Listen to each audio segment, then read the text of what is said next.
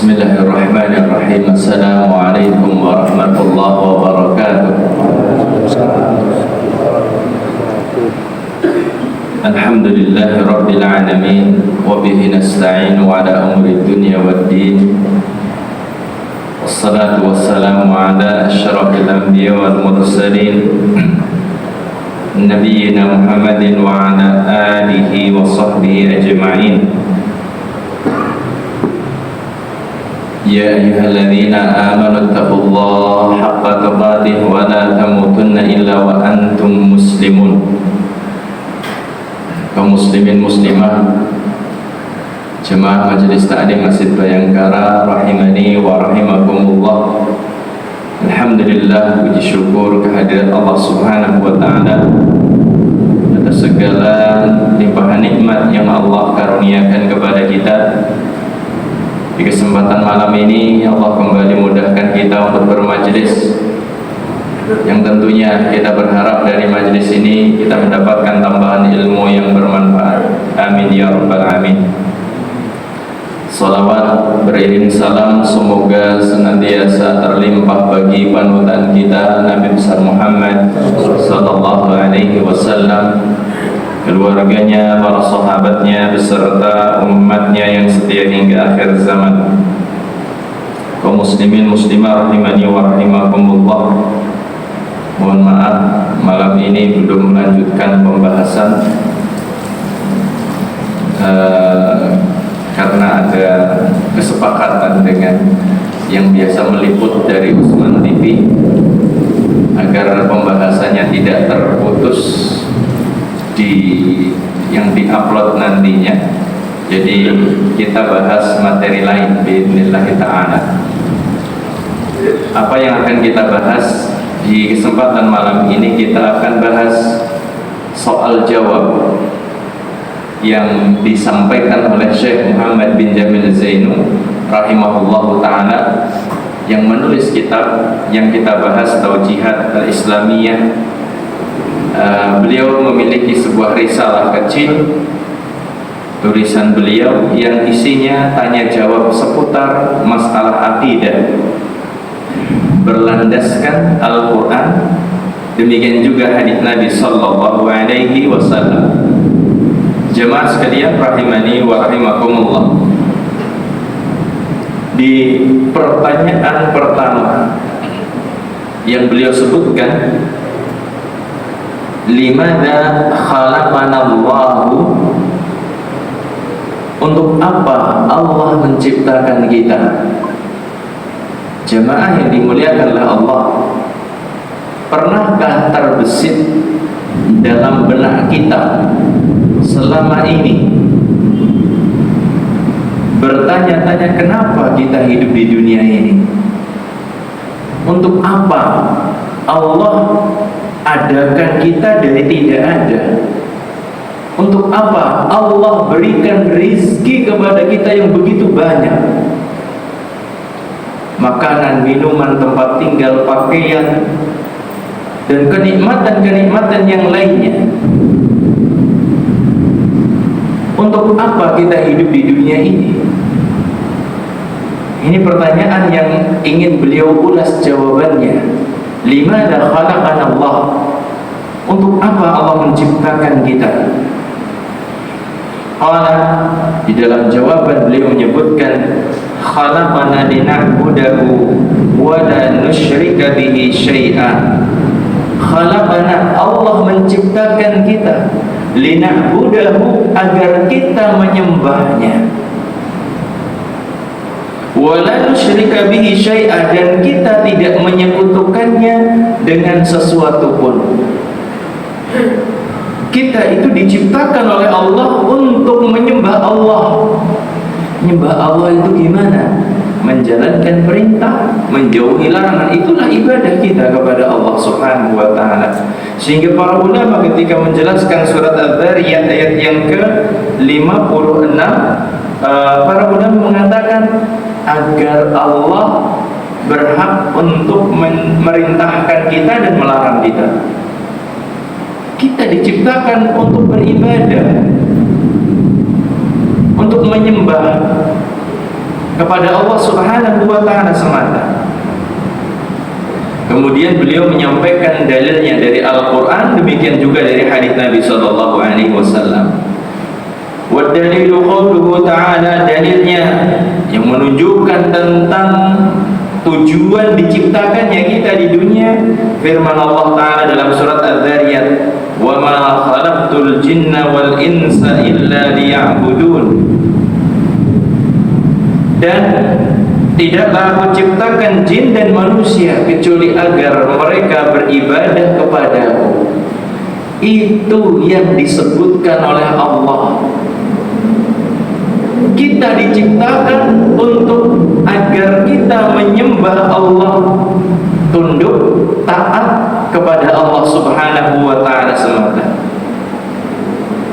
Jin dan manusia diciptakan semuanya untuk agar mau tunduk dan taat kepada Allah Subhanahu wa ta'ala. Dan beliau menukilkan hadis, haqqullahi 'alal ibad ay ya'buduhu wa la yusyriku bihi syai'a. Hak Allah dari hamba. Ketika kita sebutkan hak Allah dari hamba, berarti apa? Kewajiban hamba kepada Allah. Hak Allah dari hamba ay ya'buduhu, untuk menyembah Allah semata, wa la yusyriku bihi syai'a, dan tidak mempersembahkan satu dari bentuk ibadah kepada selain Allah Subhanahu wa ta'ala. Tidak menyekutukan Allah dengan sesuatu pun dalam masalah ibadah. Jamaah sekalian rahimani wa rahimakumullah, kepanjangan hadis ini dijelaskan di sana.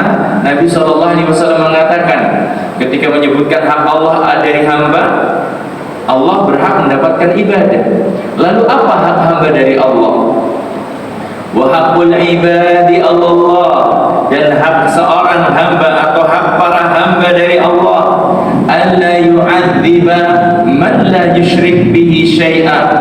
Allah tidak akan menyiksa. Allah tidak akan menyiksa man la yusyriku bihi syai'a, seorang yang tidak melakukan dosa syirik. Allah tidak akan menyiksa hamba yang dia tidak membawa dosa syirik. Dan dulu sudah pernah kita bahas bahwasanya pelebur dosa yang paling dahsyat adalah tauhid. Pelebur dosa yang paling hebat adalah tauhid. Yang seorang tidak percaya kepada kesyirikan, yang seorang tidak percaya kepada perdukunan, yang seorang tidak percaya kepada khurafat, yang seorang tidak percaya kepada jimat-jimat, yang seorang tidak percaya kepada ramalan-ramalan bintang. Ini yang akan menjadikan seorang itu selamat dari murka Allah Subhanahu wa ta'ala. Ini yang paling dahsyat. Kalau dikatakan di sana, ya perbandingannya antara deterjen dengan pemutih.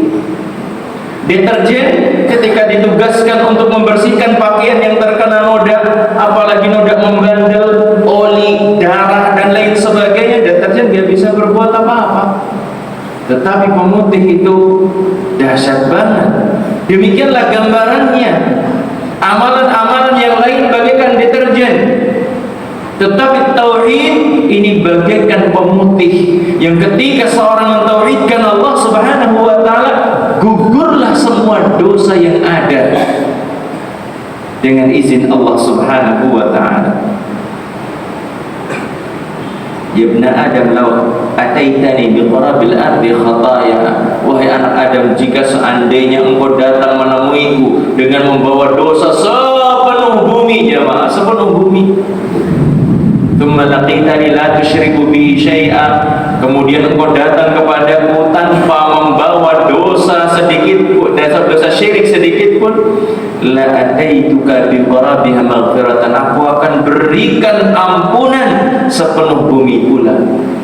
Dosa sepenuh bumi, jamaah, dimaafkan oleh Allah dengan syarat apa? Tidak membawa dosa syirik. Namun ini bukan untuk meremehkan dosa-dosa besar yang ada. Alhamdulillah Ustaz jan apa kowe cilik ya ora tau nglakoni syirik dosa gede ya kabeh ya. Jangan seperti itu jamaah. Kebablasan kalau seperti ini. Tidak boleh seorang merasa ayem, merasa aman ketika dia sudah memahami tauhid, kemudian dia masih punya dosa besar yang banyak. Jangan merasa aman. Karena apa? Yang namanya maksiat ketika bertumpuk itu bisa menjadi kekufuran. Nauzubillah min dzalik. Dosa-dosa besar ketika bertumpuk bisa menyebabkan seorang menghalalkan dosa besar tersebut, dan penghalalan dosa menjadi kekufuran. Nauzubillahi min dzalik. Jamaah sekalian rahimani wa rahimakumullah. Jadi hak Allah dari hamba itu mempersembahkan semua bentuk ibadah tertuju hanya kepada Allah. Ini hak Allah.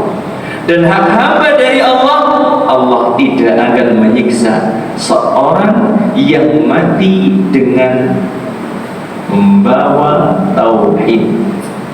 Akan dimaafkan semua dosa-dosanya. Masya Allah. Semoga Allah Ta'ala matikan kita di atas tauhid. Semoga Allah Ta'ala matikan kita di atas kebaikan. Amin ya rabbal alamin. Ini soal jawab yang pertama tentang kenapa Allah menciptakan kita. Bapak Ibu sekalian rahimani wa rahimakumullah. Kemudian pada pertanyaan yang kedua, beliau menyebutkan pertanyaannya seperti ini. Ma hiyal ibadah? Apa ibadah itu? Apakah ibadah itu? Apa yang dimaksudkan dengan ibadah? Yang tujuan diciptakannya kita untuk melakukan ibadah. Ibadah itu apa? Panjenengan tidak bisa mengatakan ibadah ya sholat, ibadah ya puasa. Bukan masalah itu. Tetapi beliau ingin memaparkan tentang apa yang disebut dengan ibadah. Bukan menyebutkan contoh-contohnya. Bukan menyebutkan contoh-contohnya. Panjenengan kalau ditanya mobil itu apa, apakah panjenengan boleh menjawab mobil itu roda? Boleh? Roda itu bagian dari mobil. Mobil itu jok, ya nggak bisa. Yang namanya mobil itu pengertiannya harus luas kan? Satu kendaraan memiliki roda berapa Pak rodanya? 4 dan seterusnya begitu ya, tidak bisa dibatasi, cuma 4. Kemudian digunakan untuk transportasi dan seterusnya, gitu gambarannya. Jadi ketika kita ditanya tentang apa ibadah, jangan menyebutkan contoh. Jangan menyebutkan contoh. Ibadah itu adalah gitu. Di sini disebutkan. Di dalam jawaban beliau mengatakan al-ibadatu ismun jami'un lima yuhibbullahu min al-aqwali wal af'al kad-du'a'i was-salati wadh-dhabbihi wa ghairiha. Ibadah itu adalah satu nama yang mencakup apa? Apa saja atau segala sesuatu yang dicintai oleh Allah, baik berupa ucapan, perbuatan yang nampak ataupun yang tersembunyi. Ibadah adalah segala sesuatu yang dicintai oleh Allah. Apa saja itu? Ada yang berupa ucapan, ada yang berupa perbuatan. Beliau menyebutkan di sini kad doai, seperti berdoa. Doa itu ibadah. Maka jangan sampai kita mengarahkan doa kita kepada selain Allah. Ini bahaya ini jemaah. Jangan sampai kemudian kita dalam doa kita memanggil orang yang sudah meninggal, atau memanggil orang yang hidup tapi jauh, tidak ada di hadapan kita, tanpa ada sarana untuk memanggilnya. Kalau orang jauh tapi pakai HP boleh nggak? Minta sesuatu yang dia bisa mengerjakan, tolonglah transfer gitu, 100 saja. Boleh tapi malu-maluin ya. Minta kepada orang itu boleh, tetapi ya malu-maluin lah, kurang bagus kayak gitu meminta. Kecuali kalau dalam kondisi kita memang lagi sulit, memang nggak punya sama sekali uang ya. Di dalam keadaan semacam itu kita boleh minta kepada orang lain. Jadi meminta kepada orang yang mati dengan asumsi bahwasanya orang mati ini orang saleh, bisa? Belum kan? Dengan asumsi bahwasanya orang yang mati ini orang saleh, orang saleh ini pasti punya kedudukan mulia di sisi Allah. Kalau punya kedudukan mulia, pasti punya hak untuk apa? Menjadi perantara. Nah, ini nggak boleh semacam ini jemaah, nggak boleh. Jangan sampai pakai logika kalau ketemu Pak Prabowo saja harus pakai orang dalam. Kalau pengen ketemu Pak Prabowo aja harus pakai perantara, masa ketemu menghadap kepada Allah nggak pakai perantara? Ini logikanya sudah batal. Karena apa? Prabowo Subianto, Presiden RI yang ke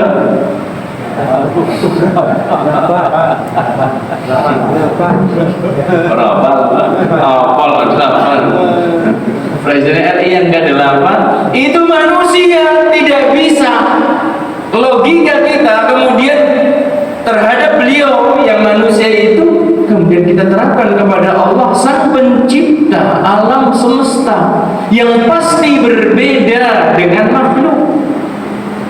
Tidak bisa dianalogikan dengan manusia. Kalau kepada Presiden Prabowo itu perlu kepada perantara, betul, karena memang ya itulah tabiatnya manusia. Namun dengan Allah itu tidak perlu kepada perantara. Perantara dari Allah kepada hamba, ia menjelaskan syariat Nabi Muhammad SAW, malaikat Jibril yang membawa wahyu kepada para nabi dan para rasul, itu perantara dari Allah kepada hamba. Tapi dari kita kepada Allah dalam ibadah langsung, tidak perlu kepada perantara. Jamaah yang dimuliakan oleh Allah, doa itu ibadah, maka jangan sampai panjenengan kemudian madhep ke laut selatan, wahai penguasa pantai selatan, wahai penguasa laut selatan, tolong berikanlah apa Pak? Jangan kita apa? Jangan sampai panjenengan di Purwokerto madhep ngalor, wahai penguasa Gunung Slamet. Kalau yang panjenengan maksudkan adalah Allah, maka sebutkan Allahumma rabbas samawat, itu kan lebih bagus. Wa rabbal ard, ya Allah, engkau penguasa langit, penguasa bumi. Jangan cuma Gunung Slamet kecil banget Gunung Slamet. Panggillah Allah Rabbus samawati wal ard, penguasa langit dan bumi, pencipta langit dan bumi, ya Razzaq, yang memberikan rizki kepada hamba-hambanya. Jadi jangan sampai ketika kita berdoa ditujukan kepada selain Allah. Kalau panjenengan minta bantuan itu urusannya beda lagi ya. Yang nggak boleh minta kesembuhan kepada selain Allah, kemudian minta kemudahan urusan kepada selain Allah, itu nggak boleh. Karena apa? Tidak ada yang bisa memberikan kesembuhan kecuali Allah. Tidak ada yang bisa mengabulkan permintaan kecuali Allah Subhanahu wa ta'ala. Tapi kalau panjenengan seperti tadi saya katakan, minta kepada temannya pinjaman atau jaluk kayak gitu ya, dan jenengan tahu bahwasanya orang itu duitnya kayak, jenengan tahu orang tersebut kaya, kemudian jenengan mendekatinya, ngobrol disit gitu ya. Biasanya kan kayak gitu kalau mau nembung. Pak pakai apa, lobby dulu. Kalau pas minta ngelasi banget gitu ya. Kalau pas suruh lunasi nyungiti. Itu di mana-mana kayak gitu informasinya, masya Allah. Kemudian wassalati, dan salat. Kalau salat insya Allah lah panjenengan semuanya tahu. Salat ya lillah kayak gitu ya. Apa ada di antara kita kemudian salat niatnya untuk mendekatkan diri kepada bangsa jin gitu, ada? Salat untuk ditujukan kepada orang yang sudah meninggal, ada? Tidak ada. Kalau salat itu masyhur. Yang banyak terjadi penyimpangan adalah dalam masalah doa ditujukan kepada selain Allah. Ini banyak banget. Jamaah sekalian rahimani wa rahimakumullah. Kemudian beliau menyebutkan wadzabhi, contoh ibadah yang lainnya adalah penyembelihan. Penyembelihan juga banyak sekali terjadi penyimpangan di sana. Seperti panjenengan mendengar informasi ada yang menyembelih untuk sedekah bumi, untuk sedekah laut, sedekah fakir miskin, eman-eman gitu ya. Nyembelih untuk sedekah fakir miskin, eman-eman. Tapi untuk nyembelih untuk sedekah bumi, sedekah laut itu masya Allah disengkuyung rame-rame. Padahal ibadah itu apa? Penyembelihan itu adalah ibadah. Allah Ta'ala berfirman, "Qul inna salati wa nusuki wa mahyaya wa mamati lillahi rabbil alamin." Allah Ta'ala berfirman, "Qul," katakanlah, "inna salati," sesungguhnya salatku, "wa nusuki," sembelihanku, "wa mahyaya wa mamati," hidup dan matiku, "lillahi rabbil alamin," untuk Allah Rabb semesta alam. Dalam surat Al-An'am ayat 162. Nusuki, penyembelihanku, dzabhi lil hayawanat, yaitu penyembelihanku terhadap hewan-hewan. Jadi semua ibadah itu harus kita tujukan hanya kepada Allah Subhanahu wa ta'ala. Wa qala sallallahu alaihi wasallam, dan Nabi sallallahu alaihi wasallam beliau bersabda,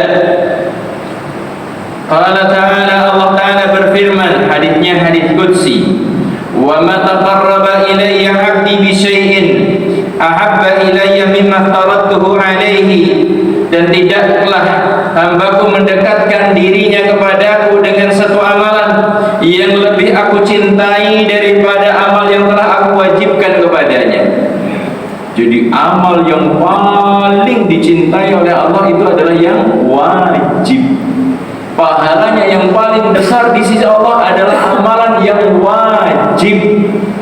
Tidak mungkin ada amalan yang sama, satunya wajib, satunya sunnah, kemudian yang sunnah ini lebih besar pahalanya daripada yang wajib.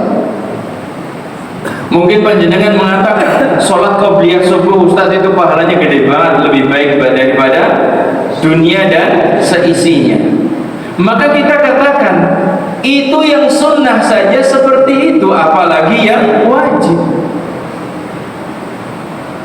Jamaah yang dimuliakan oleh Allah, ini yang sering saya ingatkan di majelis-majelis taklim, bahwasanya jangan sampai di dalam kehidupan kita itu prioritas besar banget menjalankan yang sunnah, sementara yang wajib kita telantarkan. Jangan sampai kita melakukan semacam itu, jamaah. Kita prioritas untuk menjalankan yang sunnah, sementara yang wajibnya ditelantarkan. Tahajud maksimal banget, panjang banget, subuhnya dengklak dengkluk. Itu yang terjadi. Sebagian orang masya Allah begitu getem gitu ya, serius banget dalam menjalankan salat tahajud, tetapi yang wajibnya subuhnya malah dia ketinggalan. Dalam masalah zakat, yang sunnahnya sedekahnya masya Allah jor-joran, sedekah, ngantekan terkenal banget, lupa paijan masya Allah, dermawan banget, loman banget. Tapi zakatnya yang wajib belum dihitung. Panjenengan Pak, seandainya sekarang punya harta sudah di atas nisab, kemudian sudah berlalu 1 tahun kepemilikan, itu kan ada kewajiban zakat. Kemudian panjenengan lah orang hitung lah, sing penting apa yang baik dadi wong. Panjenengan itu salah. Tapi aku kan ngetok naik lebih kan zakat. Sungane lah Gusti Allah Maha tahu. Jangan dikatakan seperti itu, Allah itu kan Maha tahu. Salah kalau prinsipnya seperti itu. Karena di situ ada kewajiban dari Allah yang ada kaitannya dengan harta. 2,5% wajib dikeluarkan. Meskipun panjenengan misalnya mengeluarkan dari harta panjenengan sampai 25%, 10 kali lipat daripada kewajiban zakat. Tapi kalau jenengan nggak ngitung zakat, dikeluarkan kayak gitu ya, jenengan itu bersalah jemaah. Jenengan berdosa. Tapi kan aku mengeluarkan lebih akeh Ustaz gitu ya. Iya salah. Iya salah ya salah. Jangan nyelbah gitu ya. Bukankah Allah Maha tahu? Iya, Allah Maha tahu. Hambanya itu ada yang membangkang. Ya gimana? Ini syariat. Kok nggak mau dipelajari? Sementara panjenengan begitu semangat untuk berinfak, bersedekah, itu juga syariat. Tetapi penekanannya tidak sebagaimana zakat. Khudh min amwalihim sadaqatan tutahhiruhum wa tuzakkihim biha wa shalli alaihim, dan seterusnya dari ayat. Allah perintahkan para penguasa untuk mengambil zakat, pemimpin kaum muslimin untuk mengambil zakat, bukan untuk memungut pajak ya, tetapi diperintahkan untuk mengambil zakat. Ada orang mengatakan lagi, Ustaz, tapi kan aku bisa ngetok zakat pajaknya gede banget, 12%. Jere Arab ya, pun apa dari? Saya sudah mengeluarkan gede banget, 2,5% itu kan kecil. Saya sudah mengeluarkan gede ini untuk negara. Berarti saya sudah nggak kewajiban lagi mengeluarkan zakat. Seru-seru. Macam itu kezaliman. Bukan kewajiban kita. Zakat itu dari Allah yang ngasih hidup kepada kita. Kalau pajak itu dari manusia yang rakus dan serakah. Jamaah yang dimuliakan oleh Allah, kita harus memahami itu.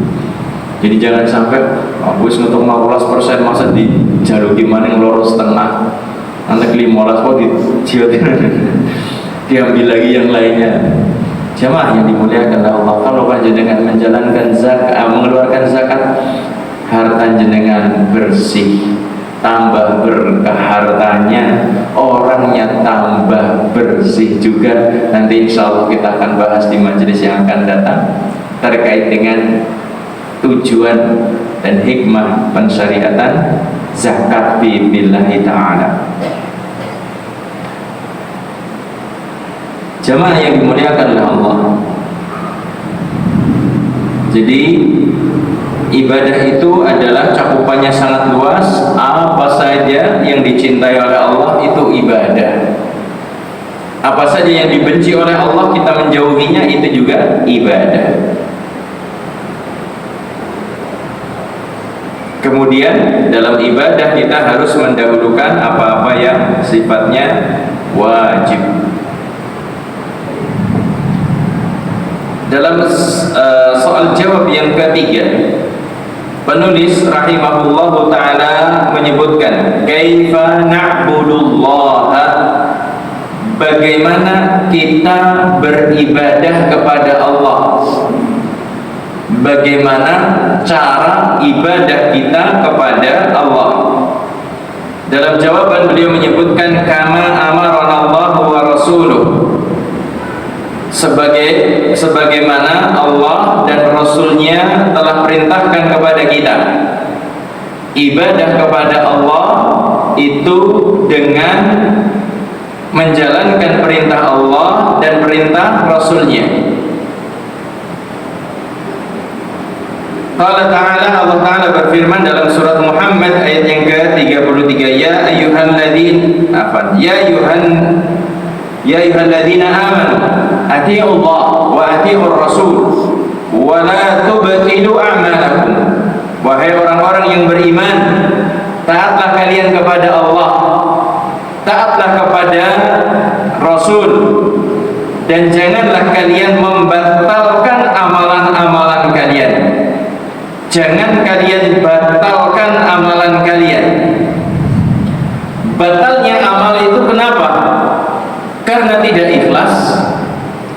Batalnya amalan sebab yang lain adalah apa? Karena tidak mengikuti petunjuk Nabi Muhammad sallallahu alaihi wasallam.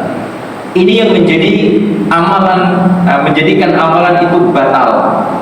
Ketika seorang melakukan satu amalan tidak menghadirkan keikhlasan, ketika seorang melakukan amalan ada ikhlas tapi tidak sesuai dengan petunjuk Nabi sallallahu alaihi wasallam, menjadi batal amalan tersebut.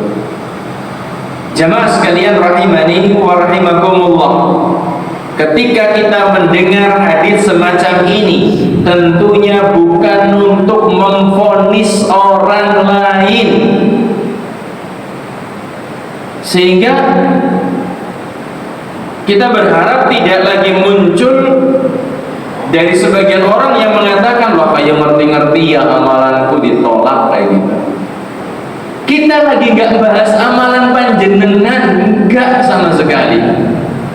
Kita nggak lagi bahas amalan orang lain, tetapi kita berusaha, kita berupaya, apa yang kita kerjakan tidak sia-sia di hadapan Allah Subhanahu wa Ta'ala. Kita maksimalkan keikhlasan, kita maksimalkan meneladani Nabi Sallallahu Alaihi Wasallam dalam amalan yang kita kerjakan. Kadang-kadang orang itu ketika keluar dari majelis, senangnya itu apa? Amalanmu, pengajianmu, orang contohnya, ya. Itu yang kadang-kadang membuat gaduh di tengah masyarakat.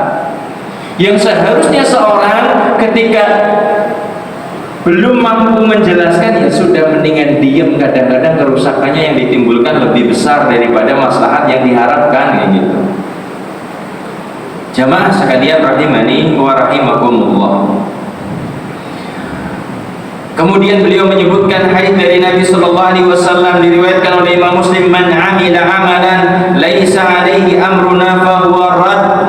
Barang siapa yang mengamalkan satu amalan yang tidak ada perintahnya dari kami, maka amalan itu tertolak. Yang mengatakan itu Nabi mulia sallallahu alaihi wasallam, yang sama-sama kita cintai, Nabi Muhammad sallallahu alaihi wasallam. Beliau mengatakan, siapa yang beramal dengan satu amalan tidak ada perintahnya dari kami, tertolak amalan tersebut. Nabi yang mengatakan, bukan dari syekh, bukan dari ulama, bukan dari ustadz yang menyatakan itu. Nabi sendiri yang menyampaikan, sang pembawa syariat, beliau yang menyampaikan. Jamaah sekalian rahimani wa rahimakumullah. Dan hukum asal dari ibadah itu tidak boleh. Hukum asal ibadah itu nggak boleh, kecuali kalau ada perintahnya. Ibadah kepada Allah hukumnya tidak boleh, kecuali kalau ada perintahnya. Kaum muslimin dan muslimah rahimani wa rahimakumullah. Kemudian selanjutnya di soal jawab yang keempat, penulis mengatakan, hal na'budullaha khaufan wa tama'an. Apakah kita beribadah kepada Allah dengan rasa takut dan berharap? Ketika kita beribadah kepada Allah, haruskah kita menggabungkan rasa takut kepada Allah dan harapan kepadanya?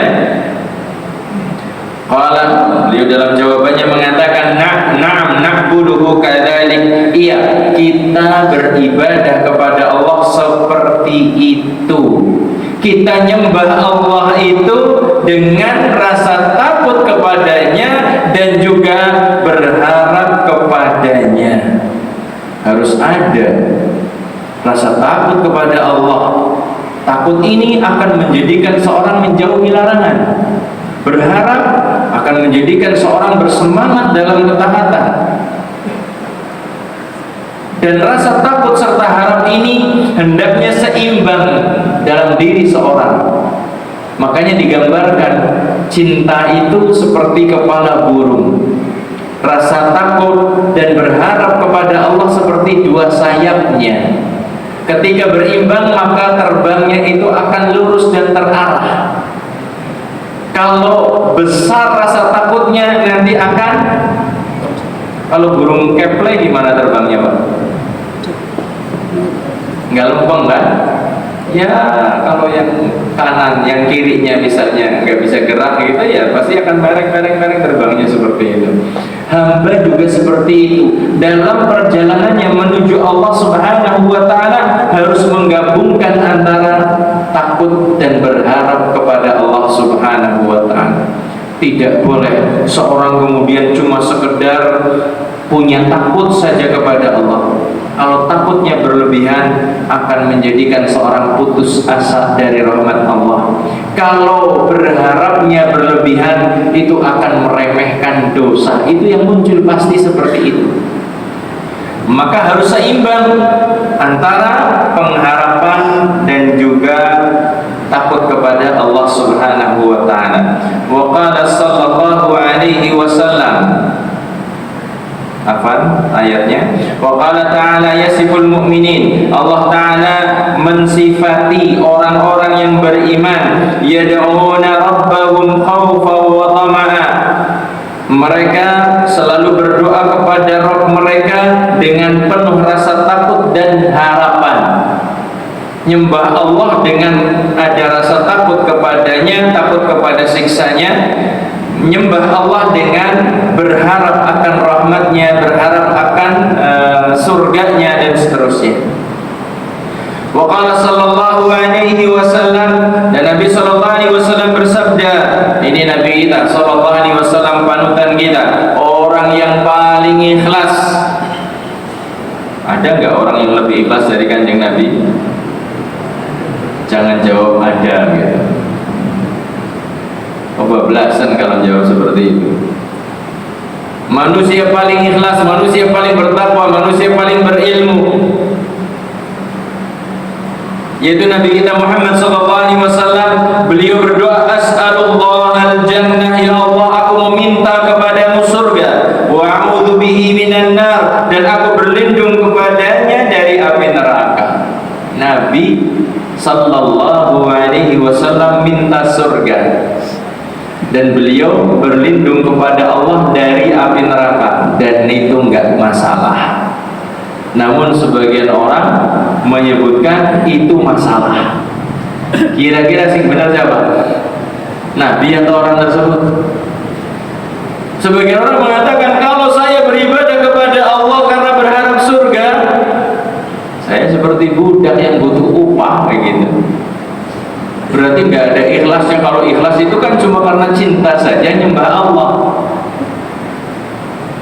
Panutan kita Nabi Muhammad SAW minta surga dan takut sampai berlindung kepada Allah dari api neraka. Kok kita ada sampai gerakan apa? Menolak masuk. Kemarin yang ramai gerakan menolak masuk apa? Masuk surga kan? Pernah dengar? Baru dengar loh. Kemarin kan ada gerakan ramai-ramai itu di media sosial, gerakan menolak masuk surga, Pak. Ya sholat, mereka sholat, tapi mereka menolak masuk surga. Katanya apa? Yang ikhlas ya kayak gini, kita nyembah Allah tidak berharap apa-apa. Astagfirullah, diaminkan aja apa ya? Astagfirullah. Alhamdulillah, malah berkurang saingan kita. Astagfirullah. Sampai ada seperti itu loh. Kita itu katanya kita itu tulus ibadah kepada Allah tanpa berharap surganya, tanpa takut kepada nerakanya. Kita tulus nyembah Allah itu dengan ketulusan. Yo sing dipelori sapa aja nih, Pak, gitu ya. Kita harus tanya kayak gitu, jenengan agamanya nopo? Nek agamanya Islam, panutannya sinten? Panutannya siapa ya? Nabi Muhammad sallallahu alaihi wasallam. Kok ada aneh-aneh aja? Ada aja pengikutnya di Indonesia. Pokoknya ada di ngaku Nabi sudah ada pengikutnya sudah. Jaminan. Pasti ada aja yang membenarkan.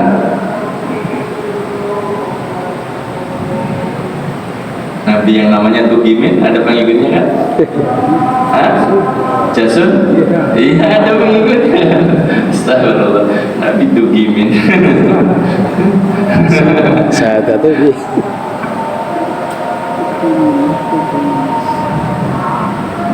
Kalau dulu Ustaz Zainuddin MZ rahimahullah ta'ala, Nabi Tugimin gitu.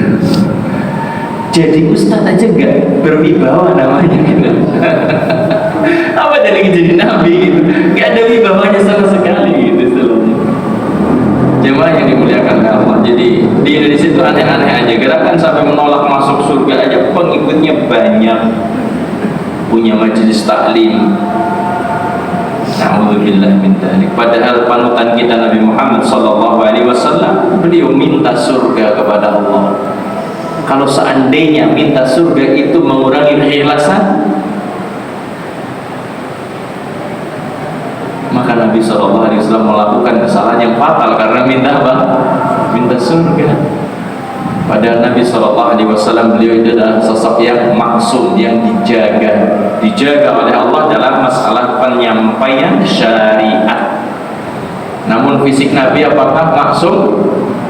Hah? Fisiknya maksum apa tidak? Tidak. Nabi kan merasakan lapar ya. Fisik Nabi sallallahu alaihi wasallam ketika dilempar batu berdarah. Ada sebagian orang yang dengan lantangnya saya tolak hadis Nabi, giginya tanggal. Astagfirullahaladzim. Gak masuk akal, gak masuk logika saya. Kalau Nabi sosoknya yang terjaga itu kemudian berdarah, jadi mati mas gitu. Harus kita katakan seperti itu kan? Ya memang Nabi itu fisiknya manusia, tapi dapat wahyu dari Allah kayak gitu. Ini yang kadang-kadang orang nggak bisa membedakan antara Nabi maksum itu kan dijaga dari semua kejelekan gitu. Itu dalam masalah penyampaian apa? Penyampaian wahyu dijaga.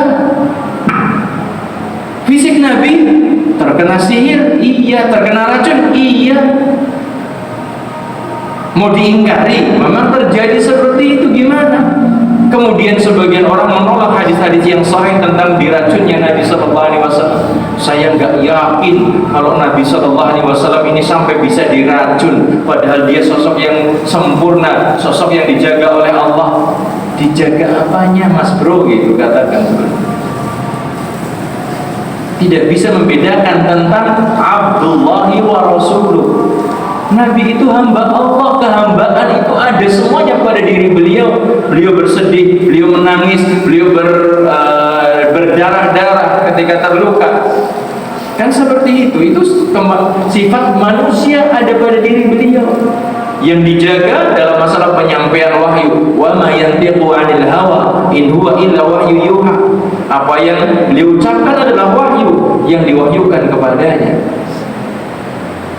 Kaum muslimin dan muslimah rahimani wa rahimakumullah, ini saja yang bisa kita bahas di kesempatan majelis kita malam hari ini. Terima kasih atas perhatiannya.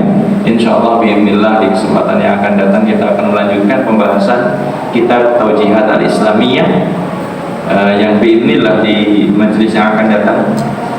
Semoga tidak ada halangan. Pembahasan terkait dengan rukun Islam yang ketiga, yaitu zakat. Ini saja yang bisa saya sampaikan, kurang lebihnya mohon maaf. Kita akhiri. Subhanakallahumma wa bihamdika asyhadu an la ilaha illa anta astaghfiruka wa atubu ilaik. Wabillahi taufiq wal hidayah. Assalamualaikum warahmatullahi wabarakatuh.